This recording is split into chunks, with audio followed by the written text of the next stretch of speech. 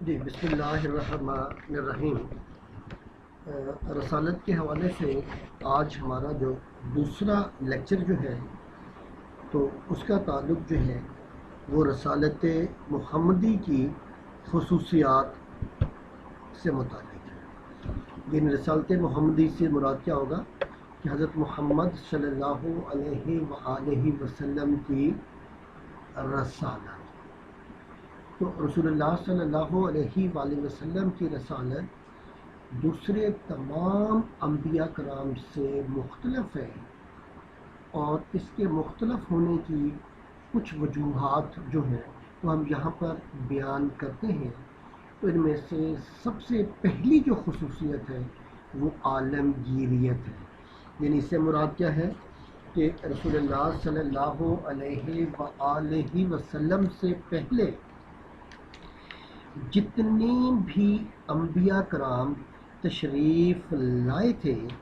ان کی نبوت اور رسالت خاص قوم، علاقے اور زمانے تک محدود تھی، لیکن رسول اللہ صلی اللہ علیہ وآلہ وسلم کی نبوت اور رسالت عالمگیر ہے، یعنی ساری اقوام، علاقوں اور قیامت تک کے تمام زمانوں کے لیے آپ صلی اللہ علیہ وآلہ وسلم کی رسالت ہے۔ اور اس بات کا ذکر جو ہے وہ ہمیں قرآن مجید کی اس آیت میں ملتا ہے۔ ارشاد ہوا اعوذ باللہ من الشیطان الرجیم بسم اللہ الرحمن الرحیم قل یا ایہا الناس انی رسول اللہ علیکم جمیعا، فرما دیجئے اے لوگو میں تم سب کی طرف اللہ کا رسول ہوں یا بنا کر بھیجا گیا، مینس کہ پوری انسانیت کے لیے، قیامت تک کے انسانوں کے لیے آپ کو رسول بنا کر بھیجا گیا۔ دوسری جو خصوصیت ہے وہ ہے یعنی عالمگیریت، یونیورسیلٹی کہہ سکتے ہیں، اور جامعیت، اور جامعیت کے معنی ہوتا ہے کمپریہنسو۔ ایک فرد اور معاشرے کو زندگی کے شب و روز گزارنے کے لیے بے شمار خاندانی، معاشی، معاشرتی، سیاسی، قانونی، اخلاقی اور دفاعی مسائل کا سامنا ہوتا ہے۔ اسلام ایک ایسا دین ہے جس میں ہر طرح کے مسائل کا حل پیش کیا گیا ہے، اور یہ آپ صلی اللہ علیہ وآلہ وسلم کی رسالت کا ایک وصف ہے، ایک خصوصیت ہے کہ آپ ایک جامع شریعت لائے جس کے اندر انسان کی پیدائش سے لے کر انسان کی موت تک زندگی کے تمام مسائل کو اور ان کے حل کو بیان کر دیا گیا۔ اور جبکہ اس سے پہلے جو انبیاء کرام تھے ان کی جو رسالت تھی وہ کیا تھی کہ وہ ایک تو پرٹیکولر قوم کے لیے تھی، پرٹیکولر لوگوں کے لیے تھی، مخصوص علاقہ آ گیا، اور ان کی تعلیمات محدود تھیں ان لوگوں کی مینٹیلٹی، پاور اور لحاظ کے مطابق، اور کہیں ہمیں صرف اور صرف اخلاقی تعلیمات ملتی ہیں اور کہیں ہمیں حمد اور مناجات کا ذکر ملتا ہے، جبکہ رسول اللہ صلی اللہ علیہ وآلہ وسلم کی رسالت ہر لحاظ سے جامع ہے، اور اس بات کا ذکر قرآن خود کچھ ان الفاظ میں کرتا ہے اعوذ باللہ من الشیطان الرجیم بسم اللہ الرحمن الرحیم ما فرطنا فی الکتاب من شیء، کہ ہم نے اس کتاب کے اندر کوئی کسر نہیں چھوڑی، یعنی سب کچھ everything has been mentioned in this book. اچھا، اگلی جو اس کے بعد ہے، اگر بات کریں خصوصیت کی، تو اس یا رسول اللہ صلی اللہ علیہ وسلم کی رسالت کی ایک اور خصوصیت کاملیت ہے. کاملیت میں کسے کہہ سکتے ہیں کہ ایبسلیوٹ، کمپلیٹ، ہر لحاظ سے مکمل. نبی کریم صلی اللہ علیہ وآلہ وسلم کو چونکہ ہمیشہ کے لیے نبی بنا کر بھیجا، لہٰذا آپ کی تعلیمات کو ہر لحاظ سے مکمل اور کامل کر دیا گیا، اور کسی مسئلے پر بھی اضافے یا کمی کی گنجائش نہیں رکھی گئی. ہر زمانے اور ہر علاقے کے افراد کے مسائل کا حل اسلام میں موجود ہے. اور اب سابقہ شریعتوں کی جو ضرورت تھی وہ ختم ہو گئی،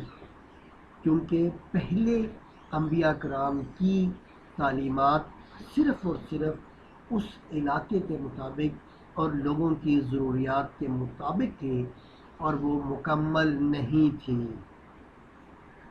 اور بعد کے لوگوں کے لیے ان میں رہنمائی نہیں ملتی تھی. لیکن رسول اللہ صلی اللہ علیہ وآلہ وسلم کی یہ خصوصیت ہے کہ آپ پر آ کر دین کو بھی مکمل کر دیا گیا، جس کا ذکر ہمیں سورہ المائدہ کی آیت نمبر 3 میں ملتا ہے. اعوذ باللہ من الشیطان الرجیم، بسم اللہ الرحمن الرحیم. الیوم اکملت لکم دینکم، کہ آج کے دن میں نے تمہارے لیے تمہارا جو دین تھا وہ مکمل کر دیا، اور تمہارے لیے اپنی نعمت اور تم پر اپنی جو نعمت تھی وہ بھی میں نے مکمل کر دی، اور تمہارے لیے اسلام کو بطور دین پسند کیا. تو یہاں دیکھیں کہ قرآن کیا بتاتا ہے. قرآن خود یہاں پہ بتا دیتا ہے کہ رسول اللہ صلی اللہ علیہ وآلہ وسلم پر آ کر جو ہے وہ دین کو بھی مکمل کر دیا، اور جب دین مکمل ہو گیا تو پھر کسی اور چیز کی ضرورت نہیں رہتی. اچھا، اس کے بعد آپ صلی اللہ علیہ وآلہ وسلم کی رسالت کی ایک خصوصیت اور بھی ہے، اور وہ خصوصیت کیا ہے؟ وہ خصوصیت یہ ہے کہ آپ صلی اللہ علیہ وآلہ وسلم پر آ کر جو سابقہ شریعتیں ہیں ان کا نسخ کر دیا گیا،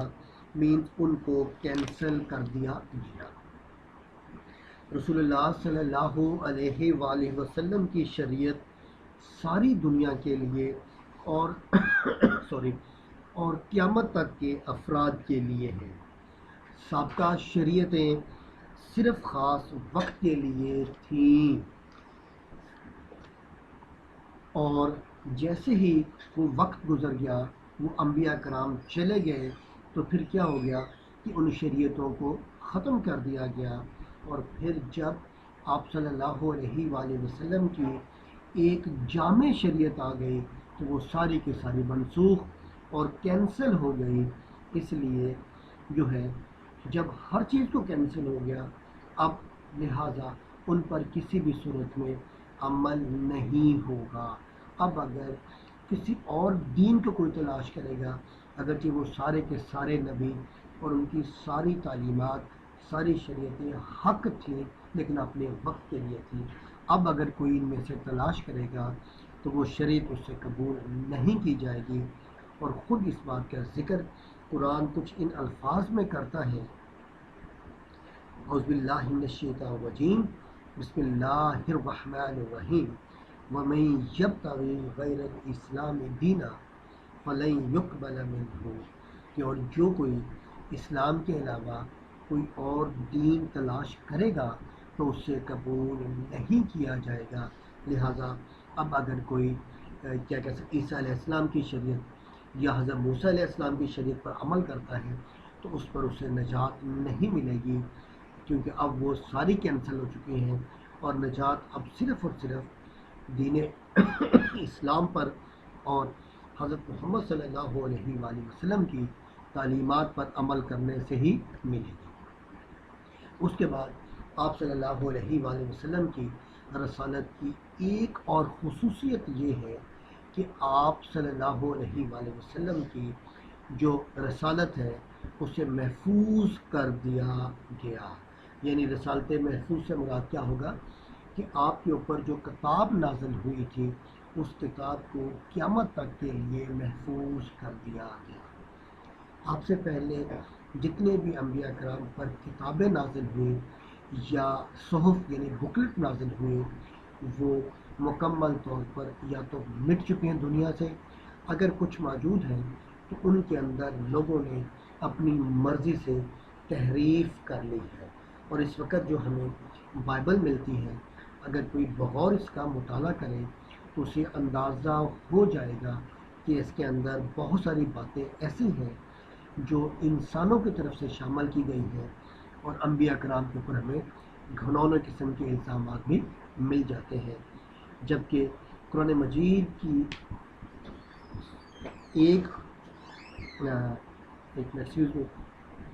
ایک خصوصیت یہ بھی ہے کہ قرآن مجید جو ہے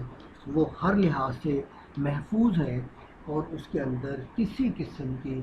کوئی تبدیلی نہیں ہے اور نہ وہ ہو سکتی ہے، کیونکہ اللہ تعالیٰ نے خود جو ہے وہ اس بات کی ذمہ داری لی ہے. اور اس بات کا ذکر ہمیں سورۃ الحجر کے اندر ملتا ہے اور الفاظ یہ ہیں اعوذ باللہ من الشیطان الرجیم